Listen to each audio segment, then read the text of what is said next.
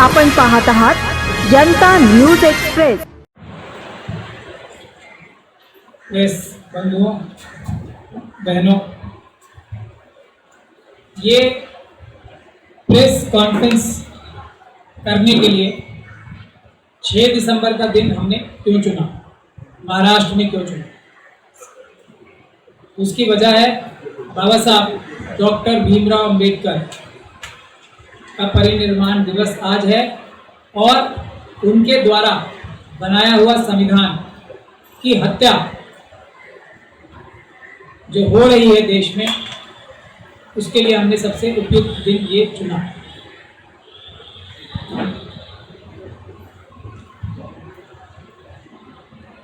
दोस्तों, मुझसे पहले और ये आंदोलन जो चल रहा है, पूरे देश की जनता ने अब, और जनता ने हम सब लोगों से जो जिनके चेहरे नजर आ रहे हैं,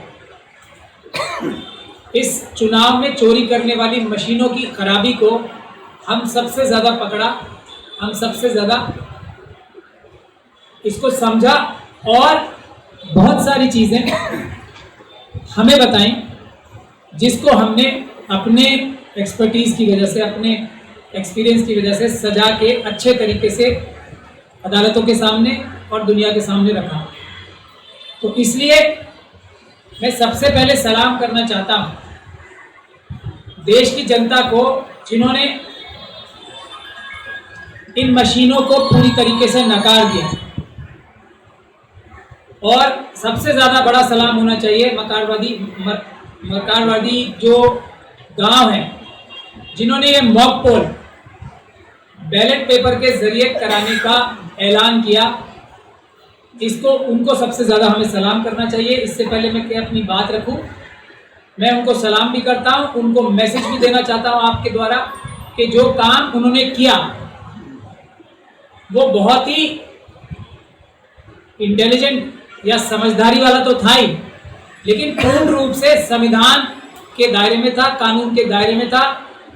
और संविधान को बचाने के लिए, देश बचाने के लिए और लोकतंत्र बचाने के लिए बहुत बड़ा कदम था। जिन लोगों ने, जिन अधिकारियों ने, जिन भ्रष्ट अधिकारियों ने अपने बेईमान पॉलिटिकल नेताओं के कहने पे उनके खिलाफ केस किया है, कार्रवाई की है, अपराध उन्होंने किया है, अगर वो लोग चाहेंगे, और मैं आह्वान करता हूं सारे वकीलों से भी, अगर वो हमारे पास भी आएंगे तो सबसे पहला काम हम उनके खिलाफ वो एफआईआर क्वैश कराने का करेंगे, और दूसरा काम उन सभी भ्रष्ट नेताओं के खिलाफ और भ्रष्ट अधिकारियों के खिलाफ एफआईआर दर्ज कराने का काम करेंगे, कानूनी कार्रवाई करने का काम करेंगे, जिन्होंने ये जो संवैधानिक अधिकार है, व्यक्तिगत स्वतंत्रता का, अभिव्यक्ति की आज़ादी का, उसके ऊपर हमला किया है। और वो भी उन लोगों के ऊपर जो संविधान, देश, लोकतंत्र बचाने के लिए काम कर। पहला मैसेज तो मेरा ये। दूसरा, मैं आप लोगों को बोर नहीं करूंगा टेक्निकल, लीगल और डेटा की जो डिटेल्स हैं उससे, क्योंकि देश की अब 90% जनता ना सिर्फ इस बात को समझ चुकी है कि पेपर बैलेट से ही चुनाव होना चाहिए, ये सबसे सुरक्षित है, और मशीनों से चुनाव सबसे ज्यादा खतरे वाला है। जो भी व्यक्ति पावर में होगा, जिसने भी धोखाधड़ी से इलेक्शन कमिश्नर को बनवाया होगा, सुप्रीम कोर्ट के जजमेंट को धक्का बता के उसको खत्म करके वो बेईमानी करने के लिए ही बनाया होगा। इलेक्शन कमीशन, राजीव कुमार जी हमारे देश में सबसे बड़े चोर हैं वोटों के, जो नरेंद्र मोदी जी ने वोट चुराने के लिए ही सुप्रीम कोर्ट की जजमेंट को एक तरह से खत्म करके बनाए थे, ताकि वो अपनी चोरी का कारनामा, सबसे बड़ी चोरी का कारनामा वोटों की अंजाम दे सके।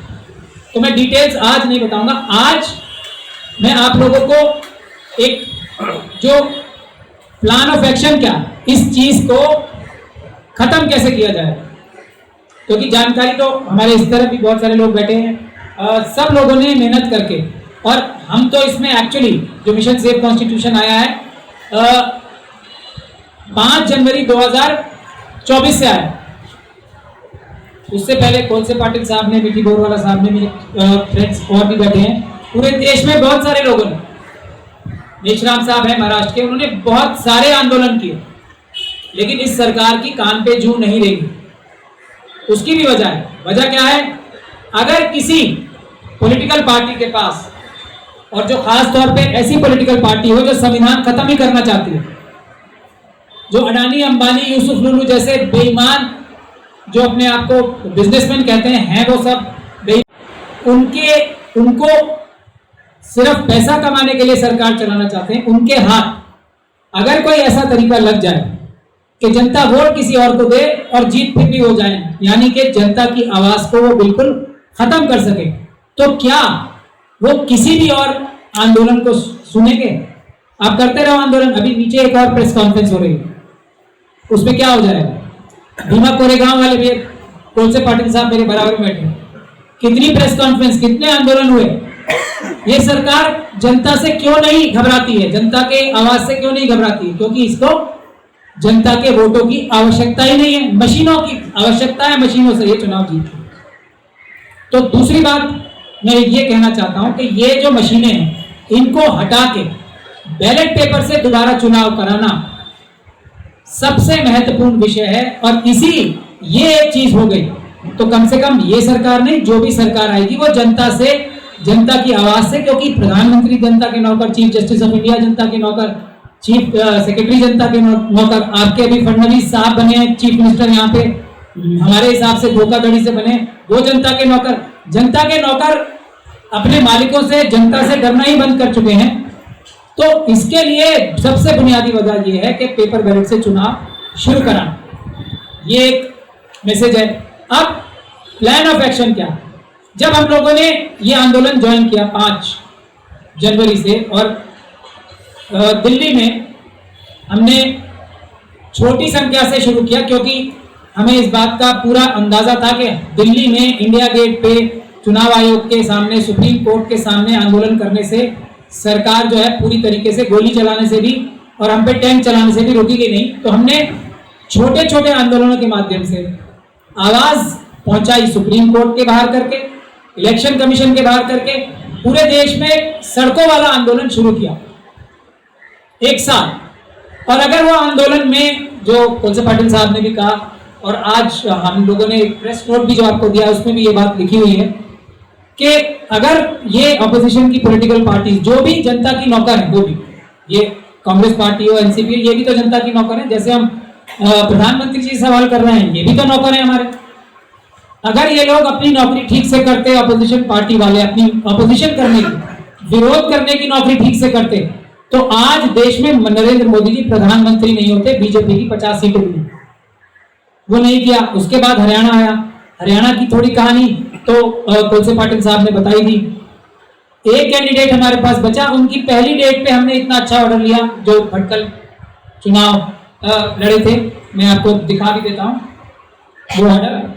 पहले दिन ही ऑर्डर हो गया कि आपको ना सिर्फ वीडियोग्राफी या सीसीटीवी फुटेज देनी पड़ेगी, बल्कि फॉर्म 17C जो ना देने के लिए चुनाव आयोग ने पूरा दुनिया जहां एक कर रखी थी, वो भी देने के आदेश करा लिए एक ही दिन में। तो अब उसके अलावा हमने इलाहाबाद हाईकोर्ट से भी ये ऑर्डर करा, एक और कैंडिडेट, अलीगढ़ के कैंडिडेट को। अब जैसे ही ये सब काम हो रहे हैं तो अपोजिशन पार्टी के लोग फिर भी हमारी बात नहीं सुन रहे, तो हमने उसका भी रास्ता निकाला, उसका रिसर्च करके ये ढूंढा कि स्लीपर सेल्स हैं हर एक बड़ी पॉलिटिकल पार्टी। अब मैं इस प्रेस नोट की तरफ आपका ध्यान आकर्षित करना चाहता हूं। 15 नवंबर को हमने कांग्रेस के दफ्तर के बाहर भी जयराम रमेश साहब और वेणुगोपाल साहब का नाम लेके स्लीपर सेल उनको बता के, और ये पूरी रिसर्च करके बताया हमने, आउट ऑफ द ब्लू या ऐसे ही अपनी मनमर्जी से नहीं बताया। तो सबसे बड़ा जो रुकावट नजर हमें आई वो विभिन्न ऑपोजिशन पार्टीज के अंदर जो टॉप नेतृत्व है उसको किसी प्रकार से इस मुद्दे से भटकाने के लिए गुमराह करने वाले स्लीपर सेल आरएसएस ने हर पार्टी में डाल दिया कि ये ब्रिंग बैक बैलेट पेपर का आंदोलन शुरू किया जाएगा और किसी भी प्रकार का वीवीपैट, ईवीएम की बात ही नहीं की जाएगी, क्योंकि सब में धोखा ही धोखा है। टेक्निकल डिटेल्स आप मुझसे सवाल पूछ सकते हैं, अगर कोई पूछना चाहें, मैं आपको पूरी तरह से सेटिस्फाई करूंगा, क्योंकि हम ही लोग हैं जिन्होंने ये वीवीपैट को भी किस प्रकार से फ्रॉड होता है वो खत्म किया और ये बताया कि इस कानून के तहत आज भी, ये बहुत मैं आपको महत्वपूर्ण बात बता रहा हूं, इस कानून में सेक्शन 59 और सेक्शन 61 कैपिटल ए साफ तौर पे ये लिखा है कि चुनाव पेपर बैलेट से ही होंगे, मशीनों से नहीं। मशीनों से सिर्फ एक या किसी और सीट पे, एक एक सीट पे ही। चुनाव आयोग अगर ये बताता है कि हम यहां पे पेपर बैलेट से चुनाव नहीं करा सकते, तभी मशीनों से चुनाव हो सकता है। तो किसी भी हालत में, किसी भी कीमत पे पेपर बैलेट ही हमारी एक मांग है। वो कानूनी तरीका भी है, सबसे सुरक्षित तरीका भी है। और यहाँ की गूंज अमेरिका में एलन मस्क जो है साहब, उन्होंने भी, वहां पे भी कोशिश हो रही थी ये मशीनों को इंट्रोड्यूस करने की, तो वहां पे उन्होंने पूरी ताकत से उसको विरोध किया और पेपर बैलेट से ही चुनाव कराने का वहां फैसला पूरी तरीके से हुआ। मास एजिटेशन, ये 80% सोल्यूशन है। 80% में बार बार इस बात को कहता हूं कि हम लोग जो भी ये डिटेल्स इकट्ठी कर रहे हैं, हमने तो वीडियोग्राफी तक इकट्ठी कर ली है। रामपुर का मैंने चुनाव लड़ा इसीलिए था कि चुनाव आयोग ये कहता है कि ये मशीनें जो है एकदम ठीक है, मगर हम इनको आप अच्छा मानो, ये खराब हो ही नहीं सकती कभी, इनको हाथ नहीं लगा देंगे, आपको चेक नहीं करने देंगे। मान लो बस ये अच्छी मशीनें हैं क्योंकि हम कह रहे हैं, तो हमारी सारी बातें जो होती है चिट्ठी में लिखी हुई हमारी, उसको 100% हाँ कह के चुनाव आयोग अपना जवाब देने के लिए बाध्य होगा। कोर्ट में आते, लेकिन कांग्रेस पार्टी और दूसरी ऑपोजिशन पार्टी तो अदालत में गई नहीं कभी। पहली तैयारी नहीं की ठीक से, किसी भी विषय को डिटेल में रिसर्च नहीं की, आधी अधूरी चिट्ठियां लिखी, जिसको चुनाव आयोग इतनी बड़ी धमकी दे सकता है सबसे बड़ी लीडर ऑपोजिशन पार्टी को कि आप लोग देश में अफरा तफरी फैला रहे हैं। तो ये हिम्मत तभी आ रही है जब sleeper cells, Trojan horse Congress party के अंदर हैं और वो कभी भी कोई एक्शन नहीं लेने देंगे। अब महाराष्ट्र का चुनाव हारने के बाद भी आप लोगों ने अगर देखा हो तो प्रेस कॉन्फ्रेंस की है, चुनाव आयोग ने मिला 3-4 दिन का टाइम देके, 1-1.5 घंटा चाय वाय पिलाई और उसके बाद आश्वासन क्या दिया कि हम आपकी चिट्ठी का जवाब देंगे। क्या जवाब देंगे ये नहीं, क्या आपके सवालों का जवाब है वो नहीं, हम आपकी चिट्ठी का जवाब देंगे। और ये चुपचाप सर झुका के सब वापस आ गए वहां से बाहर। तो ये मिली भगत नजर आती है।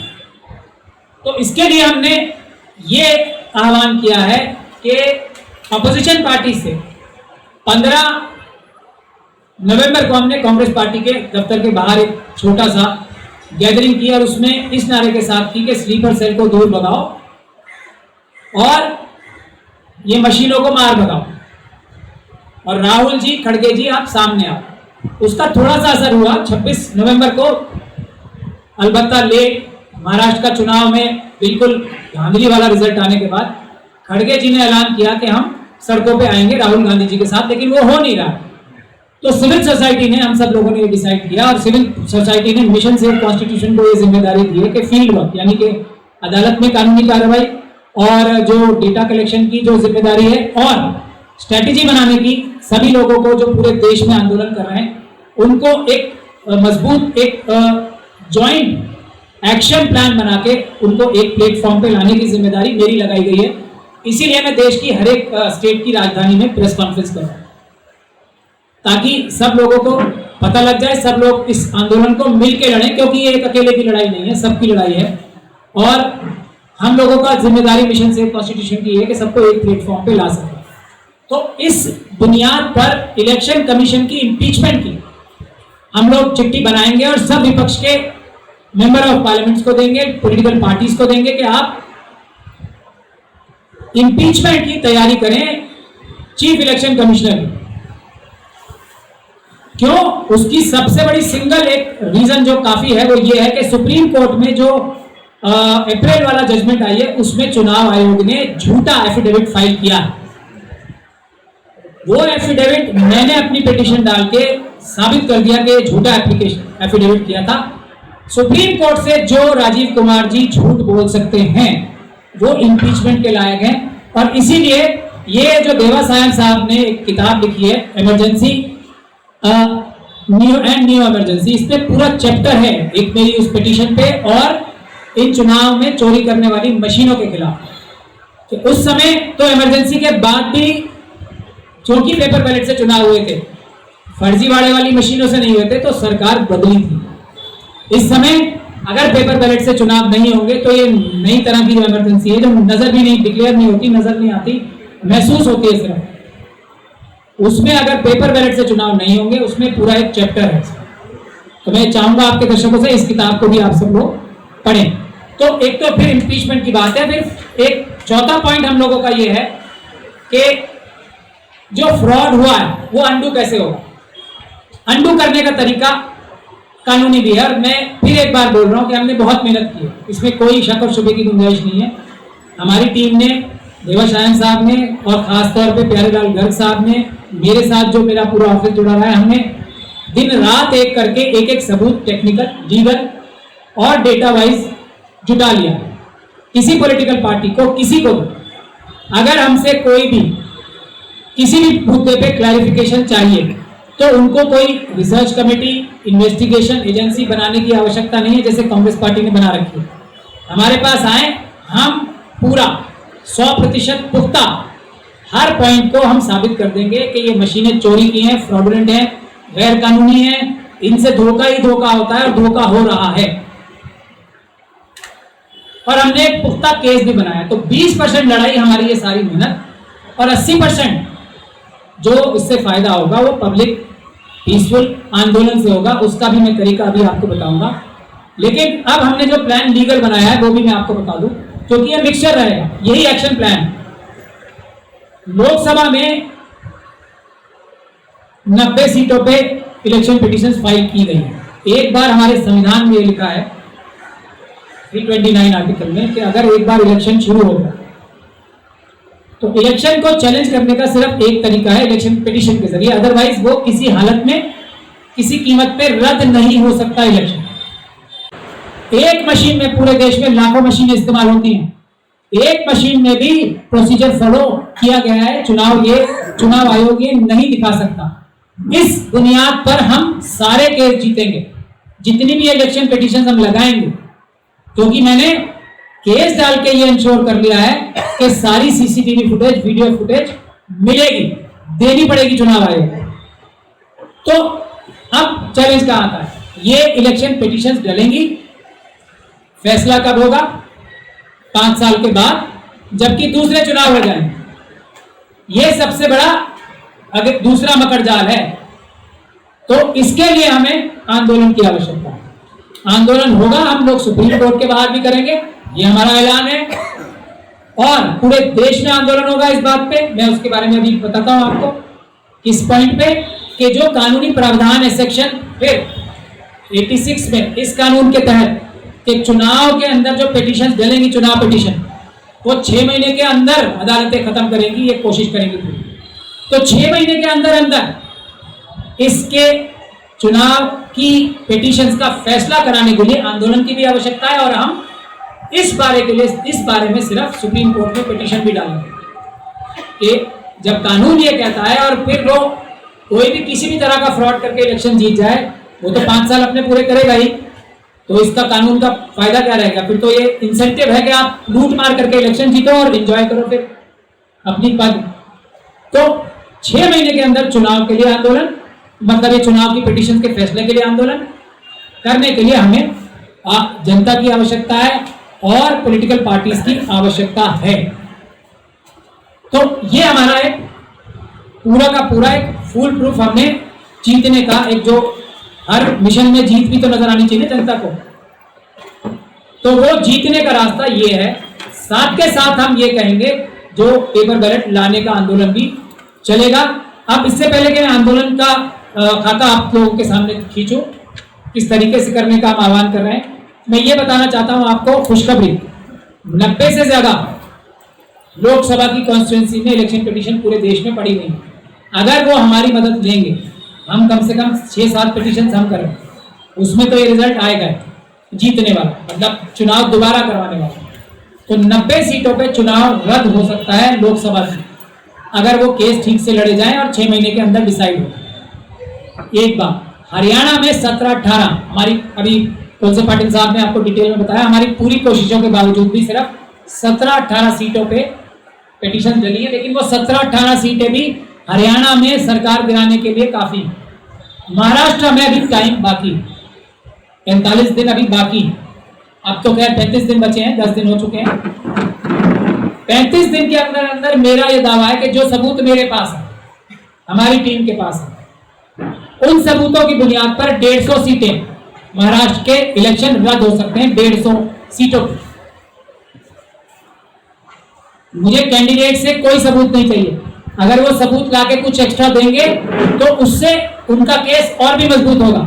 बिना किसी मदद के, सिर्फ हमारे सबूतों की बुनियाद पे, जो हमने ऑलरेडी एप्लीकेशन भी लगा दी हैं, 150 सीटों पे कम से कम भारतीय जनता पार्टी की, इस महायुति की चुनाव दोबारा होगा, चुनाव रद्द होकर दोबारा होगा।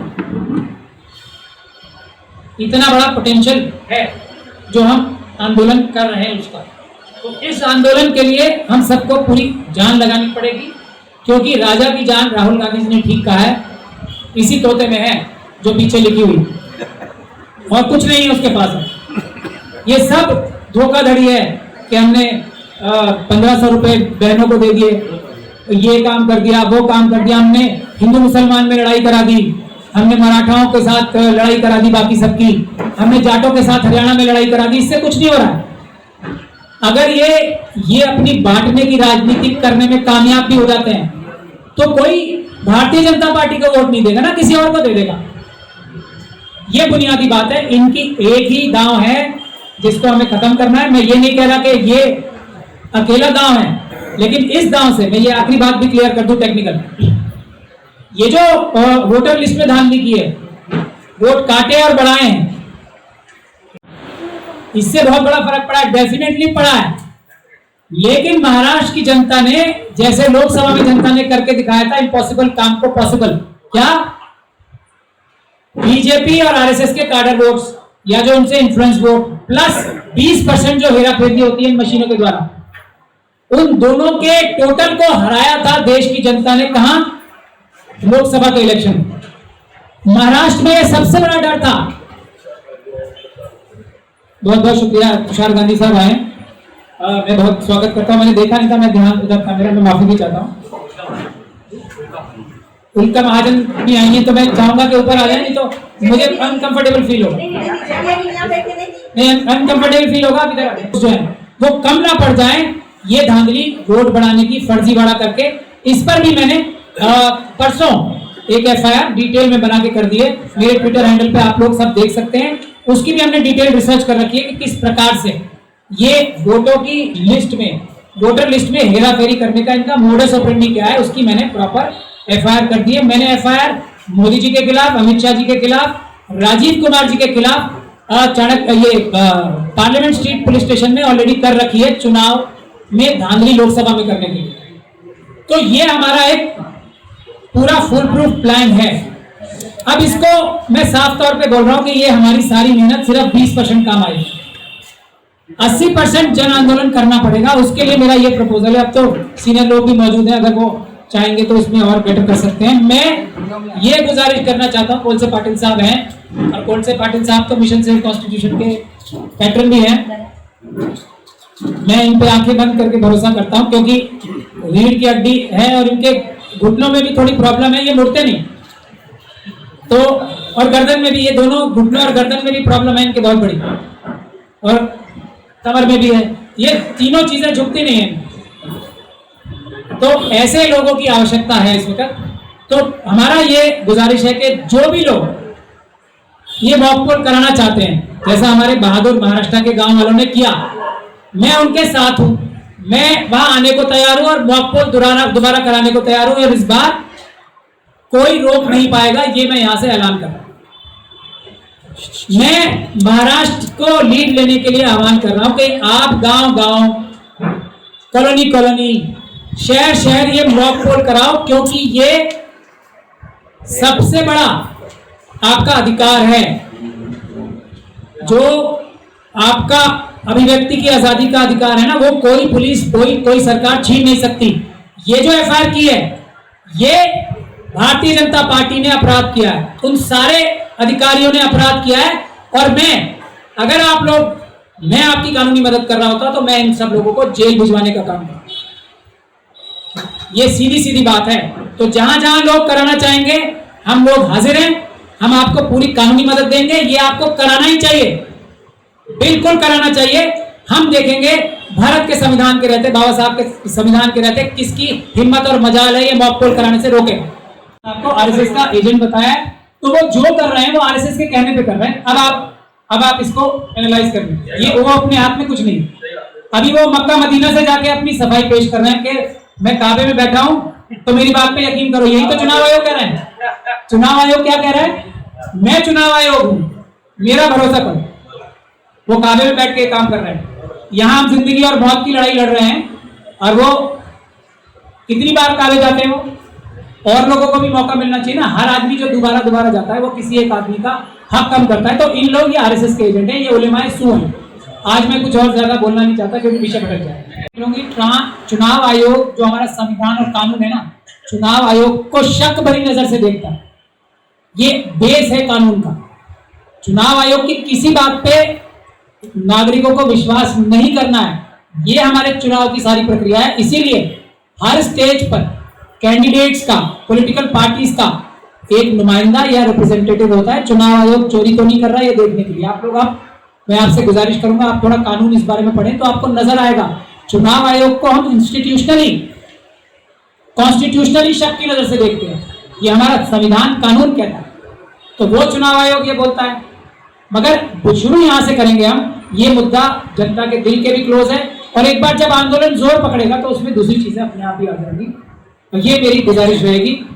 दूसरा, मैं एक बात और कहना चाहूंगा कि मुसलमानों के साथ जो ज्यादती हो रही है, और मैं पूरी जिम्मेदारी के साथ ये कहना चाहूंगा, उससे कहीं ज्यादा शेड्यूल ट्राइब और शेड्यूल कास्ट के साथ हो रही है, लेकिन वो रिपोर्ट नहीं हो पाती उतनी। ये मैंने पूरी रिसर्च करके इस निष्कर्ष तक पहुंचा हूं। तो हमें इस बात का बहुत ख्याल रखना चाहिए कि सबसे ज्यादा अगर कोई प्रताड़ित है तो वो शेड्यूल ट्राइब सबसे नंबर 1, शेड्यूल कास्ट नंबर 2, उसके बाद मुसलमानों का तीसरा नंबर है।